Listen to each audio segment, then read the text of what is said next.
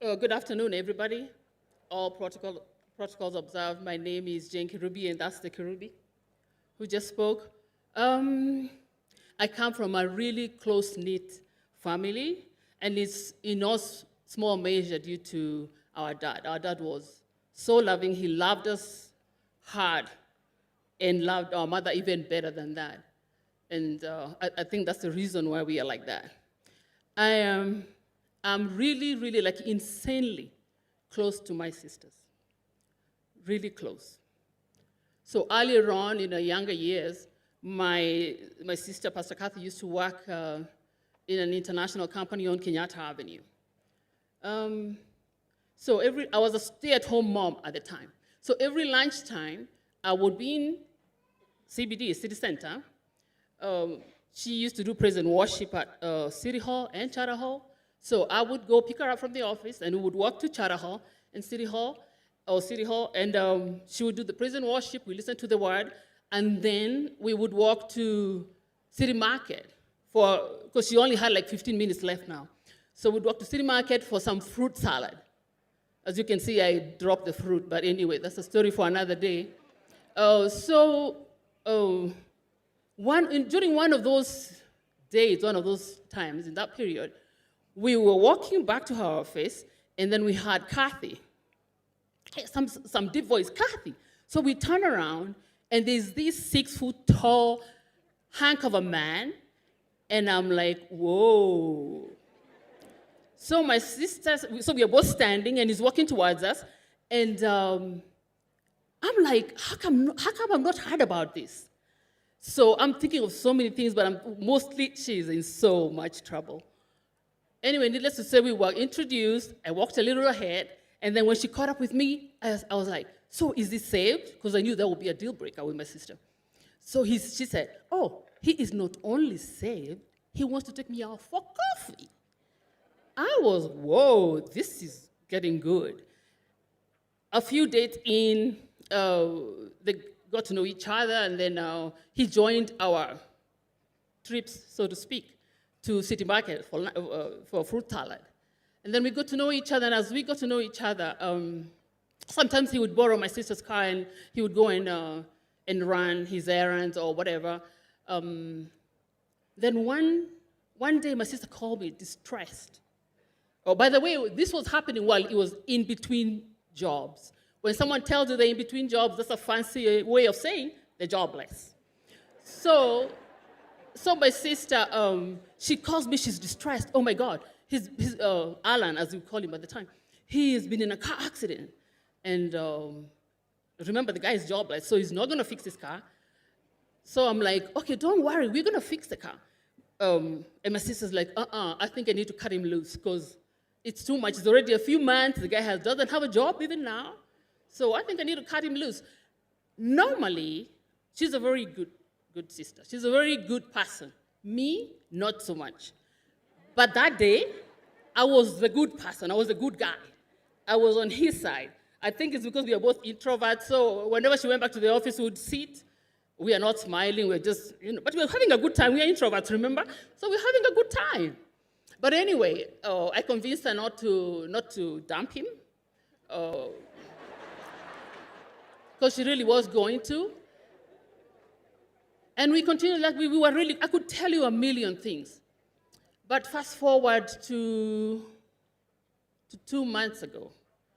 2 months ago, one day he says he has a pain in his hip. And my sister calls me and says, come, let's go see what's going on. So we go to the hospital, and we're not even thinking anything of it. Oh, it's nothing. So we stayed 2 weeks in, and it starts going south a little bit. And during all this time, while he was in hospital, my sister did not cancel her preaching assignments. She kept them. So one day, she was out on such an assignment, and he told me, I just want to go home and be with my wife and kids. I was like, oh, okay, we'll see what to do. And I tried to console him, but the following morning, he was adamant. He was like, he had it. He wanted to go home. So my sister did not want him to go home at that point, Because she was like, no, he needs more care. Let's wait a little bit. So he calls me, says, sis, do you love me? He asked me. I'm like, yeah, you know I do. Then make sure I get out of here. I want to go home. So I told him, Brobish, I'll make sure we do that. We go home. So I turned to my sister. Now that's one battle. I have to turn to my sister because, oh my gosh, she wants him to stay. He doesn't want to stay. So I convinced her, I said, listen, it's good for his mental. Let's go home. And tomorrow, if we need to come back, we come back. But let's go home. He'll be so happy. And let me tell you, it was not easy. It was very challenging. But we did go home. And when you go to the house, oh my God. When you go to the house, he was crying. He was wailing. He was saying, thank you for bringing me back home. Oh, I know I have a beautiful house. I am so thankful to God. And from there, we just had this journey, really tough, for probably 4 weeks of the back and forth. We had a great team of going to the hospital and going back home, a great team, and God bless you, you know yourselves. God bless you so much. My sister, oh my God, my sister, I look at her, my sister is that Proverbs 31 woman. No, you all don't understand. I watched her with her husband. When her husband checked out, she was willing him to leave. She was saying, no, baby, don't go. We got a lot to do, don't go. We got so much work. Please hang around, please. We would try and encourage him to eat. He wouldn't eat for us. But when she came, oh baby, please eat, and she would be so happy. She was so just loving and caring. And mom, senior mom, thank you so much for even picking my sister and not throwing her away like the other girl, like you did the other girls. Thank you for acknowledging her. But my sister,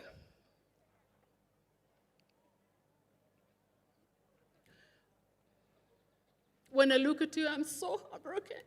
I know how you loved him, and I know how he loved you. But through God, you'll be able to make it. All I tell you, weeping endures for a night, but joy comes in the morning. I love you so much. Amen. Amen. Thank you so much. Thank you, Auntie Jane. And he was a man that loved the nation of Kenya. Let's appreciate Vanessa Kiuna, his first child, who has been an advocate in Australia together with her family. Hi, everyone. Thank you so much for honoring my father today and for attending all protocols observed. The last time I stood on this stage, it was to celebrate my dad and all the victories he had accomplished. And I am so eternally grateful that we got to celebrate him while he was alive, that he got to see how loved he was, that he got to hear the words we're saying to him out of joy and truth.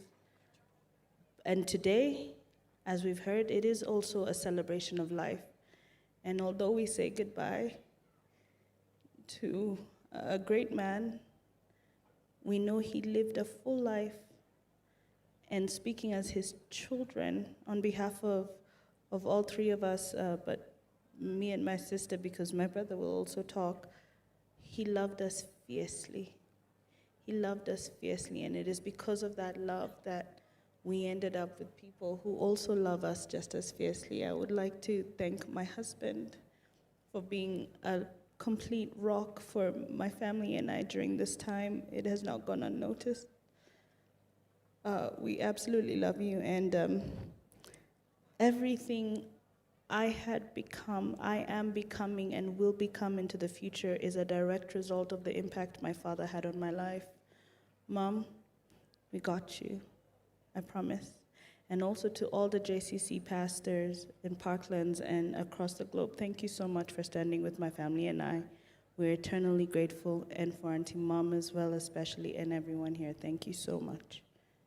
And Nia wants to say a quick thing. Nia will say something, then Robert will say something as well. Hi, everybody. Hi. My Guka used to teach me golf out on the front porch, and I loved it a lot. And on behalf of all of the grandchild all the grandchild. We just want Gurkha to know that we love him so much. Thank you, Nia. Thank you, Dad, for showing me fate.